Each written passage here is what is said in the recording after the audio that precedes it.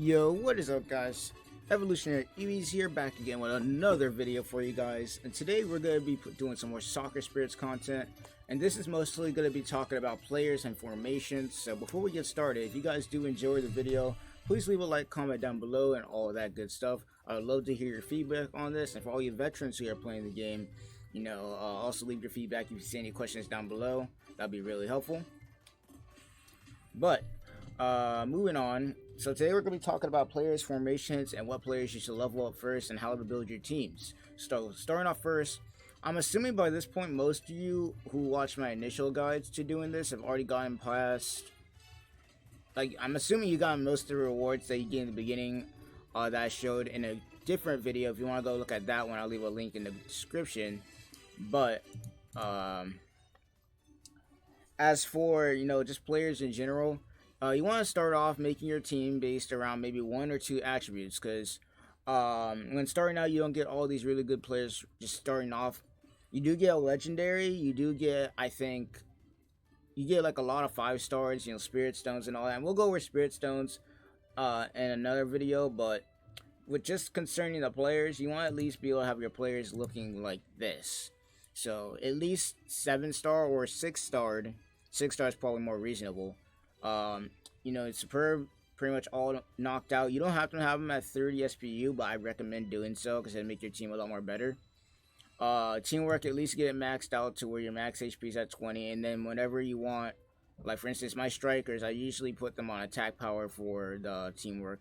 And if you get a bad teamwork, you can reset it and use this character right here. You can use this character to reset it and be able to get a better teamwork.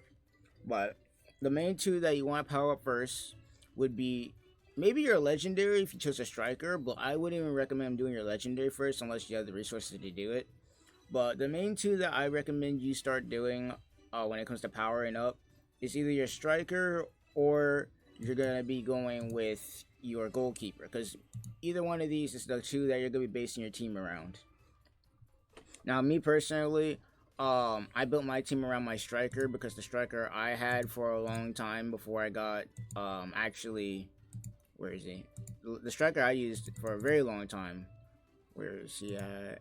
And he's actually the one you start out with, is Sam. I had him for a very long time before I transferred over to my second striker, who I used a lot. I had on a lot of my channel's videos, is Kieran, who's really, really good because he's a utility striker. He's good in the 5-star league. The legendary league has a lot of legendary goalkeepers and other players that kind of shut him down. But he was the one I started out with. I built my team around him. In fact, I actually have a whole whirlwind team that's built around him right now. With Kieran, I got a double passer front and a stealer. With Riddell being his new partner in crime to be stealing with at the front line, because his old partner in crime that people used to use was Tyler until he got nerfed. Unfortunately, he doesn't crit as often and all that good stuff. So Riddell's just way more OP. So if you're going to be using somebody with Kieran to steal at the front line, just a little tip, use her. In fact, I'll actually show you some of her skills just for that reason. I actually almost got her to 30 SP too. But, you got Wild Bunny drop. I think most Steelers have this. I think Tyler has a 70% reflex, or I think it's something else. Tyler's is reflexes by 60 and decrease. Okay, so his decreases inflicted damage by 70, while Riddell's increases by 60 by reflexes and attack power by 60. Yeah, so she already gets a 60+, like a 60% attack power buff, and then she recovers 40% of the action bar with an attack and increased attack power by 40. So that's already 100 attack power for each target.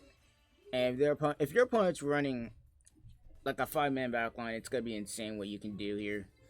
But moving on, you also got Sense of Crisis. So whenever she tries to steal, she'll steal 20% attack power and decrease the critical rate of 30% of the enemies within a position by 5 minutes when you penetrate her still. So it'll just be ridiculous amount.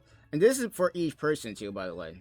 So let's pretend your opponent is running like a 5-man backline. Most likely you're gonna be stealing around, what is that, 100 and maybe 40 attack power with that. And then you also decrease the crit rate of the opponents that you steal from.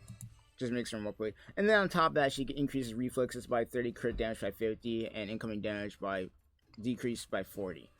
So at max, she's doing around what is that, 60, 100, and she's doing like over 200 attack power, because this increases attack power for 40 for each attack target. So she's doing over 200% attack power whenever she tries to steal the ball, and it's just crazy the amount of damage she can do at the front. She's just really insanely broken, and I recommend using her if you're going to use Kieran.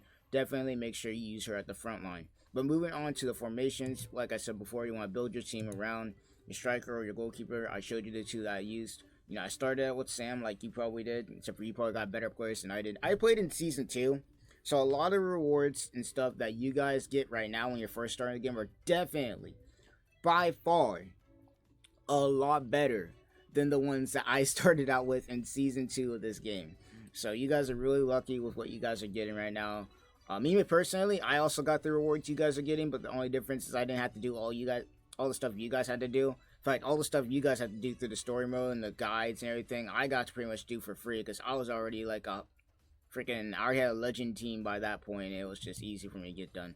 But the two that you want to definitely power up first or build your team around are your striker, your goalkeeper. And another piece of advice for you guys who are playing this game is build your team around a specific attribute.